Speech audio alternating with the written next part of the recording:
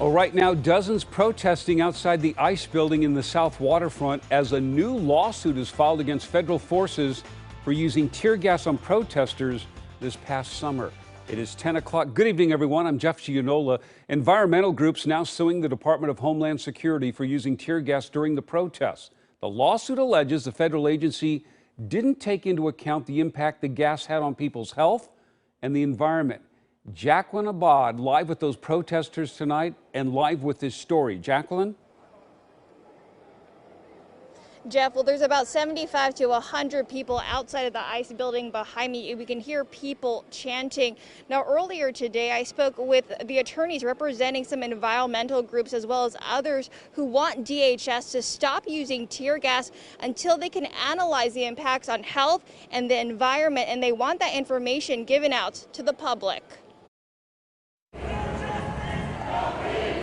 More than 100 days of protests in Portland. On numerous occasions, federal officers used tear gas to disperse the crowd. We spoke with a protest medic about the tear gas back in July.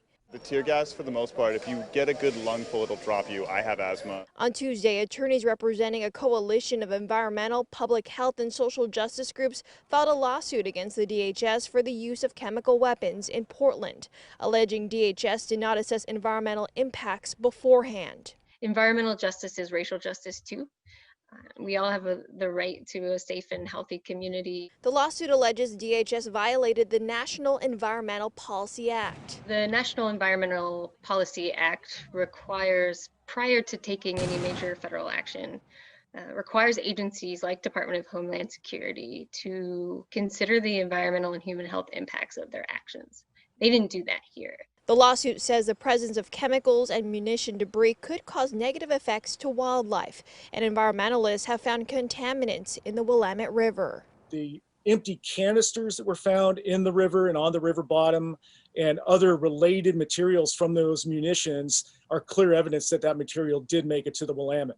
We're in a pandemic that harms our respiratory systems, and in these weapons attack those same systems, and I think that's very alarming, and it just goes to show the kind of mindset of the government in failing to fulfill its obligations under this environmental law.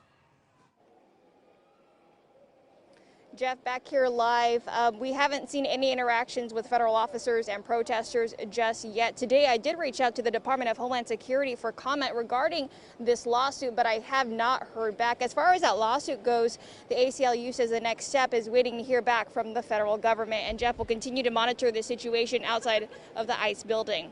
Reporting live, Jacqueline Abad, KOIN 6 News. Yeah, any new developments there, Jacqueline, of course, we'll switch back to you. And